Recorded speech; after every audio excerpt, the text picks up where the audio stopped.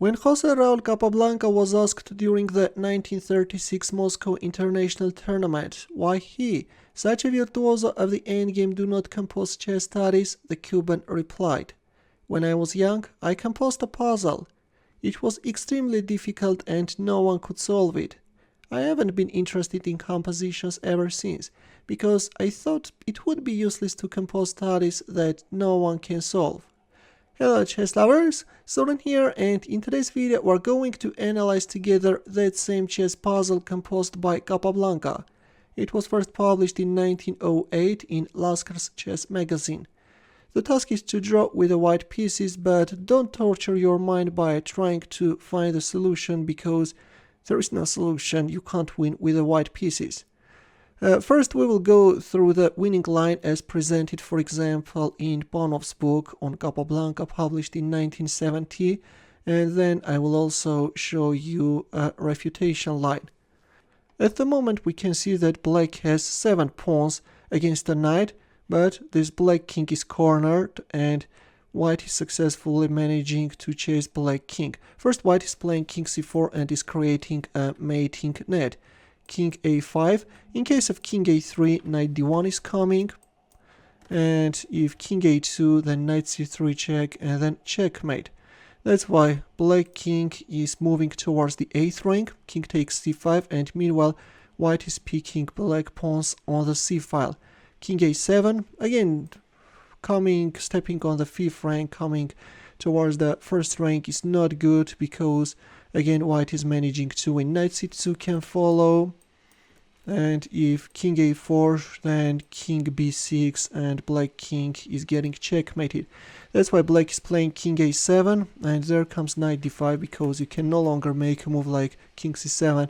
The 7th rank is guarded by black rook, and now black is making a fantastic rook h2 move, is switching the rook into the defense from the 2nd rank. That's the only move which allows black to survive.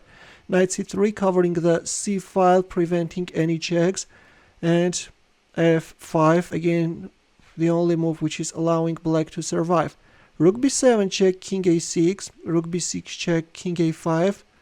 Although seems like that, again the only move, you can't play king a5. As you can see, king a7 is again losing because of this check, and then knight c7 check, and black king is getting checkmated. This is amazing how rook, knight and a king can cooperate together. Check, king a6, rook b4, again creating a mating net, king a7, knight b5 check, king b8, knight d6 check, king a8. As you can see, king a7 is losing because of this check, and then knight b6 check, and rook a4, rook a8 checkmate. That's why black is playing king e8, and there comes knight c4. Now black has to be very careful. For example, f4 is losing because of this check, and then knight d7 check, rook a4 checkmate. That's why in view of this and other threats, black is playing rook a2, is covering the a file, king c7, and rook a7 check. So far so good, the analysis was correct, but rook a7 is a huge mistake which is allowing white to win. Okay, let's first go through this line presented by Panov. Let's go through the winning line, which was believed to be the best line for a long time, and then we will cover the refutation as well. Here comes rook a6 check, another check, and with knight b6 check, white is forcing black to give up the rook. King a7, rook b2. So it turns out that in here rook b2 is a bad move. It's allowing black to survive. Another mistake in the analysis. And with f4 this time it's black who is making a mistake. Another mistake this time from black side, and now white is winning.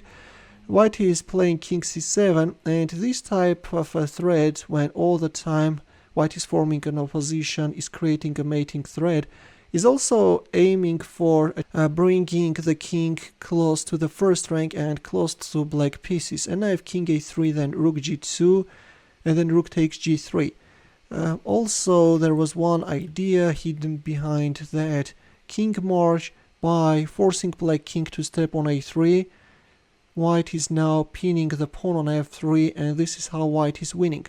And now we're good to go back and analyze from move 13 on in order to see the refutation line. As you can see in here, g2 is the move which is allowing black to draw. And if check, then king a7, and actually in this case there is no way out. White can't make a progress. For example, if rook b1, then there are too many moves which are allowing to draw, you know. Let's play g3, and it's not that clear how are you going to win. Yeah, if you give a check, then again king a6 for example, and if rook g1, then you can even play f4, right? Seems like that there is no way out, you can't draw this. Black can even play f3, and in this case actually, yeah, you have to be careful, and it's high time to give a perpetual check, otherwise these pawns are a menace to white security. So, turns out that rook a7 is a huge mistake by black, and better is playing g2. g2 was the move, and what else? Yeah, there is one more thing which I want to cover. So it turns out that soon, once white is winning black rook, there is also one mistake in the analysis, and that is rook b2. On move 19 you can see that there is a mistake. The best move is rook b1 or king c7. And here is the idea. Now look, when your rook is on the first rank, you are covering the first rank, not allowing g1 queen, and your king can cold-heartedly step forward. Imagine your rook was on b2, then in this case you could not go for this king c6, king c5 move, because black could go for a pawn promotion with a check. For example, in here, if you play rook b2, then g2, and if here, then king a6, and in here there is no king c5 move because of this pawn promotion, and it's black who is winning. The pawn is being promoted with a check. Okay, we can go back and take a look some sidelines as well. Yes, and it's in here that after rook b2 we have f4 move, and better is playing g2. And in this case there is no way that white can win. If rook takes g2, then king b6, and this is how black can draw. The king is coming close to the f-pawn, and by supporting it, black can go for a pawn promotion, force white to give up the rook, and yeah, this is how the defense goes. So this is it, dear chess lovers. Well, this is a complex puzzle actually. I'm sure you will have lots of questions. Please analyze on your own as well, and in that case you will get the answers of many questions. This is actually, yes, I agree with Capablanca, this is actually a very complex puzzle, but there is a mistake in it and you can't win with the white pieces. This is it, and in the end let's solve an easier chess puzzle. Take a look at this position, please, which is from Kasparov versus Yermolinsky game. In here, Kasparov played king f2 and lost. Tell me, why is king f2 bad? How black can win? And instead of king f2, what should white play in order to win? We'll wait for your answer in the comment section.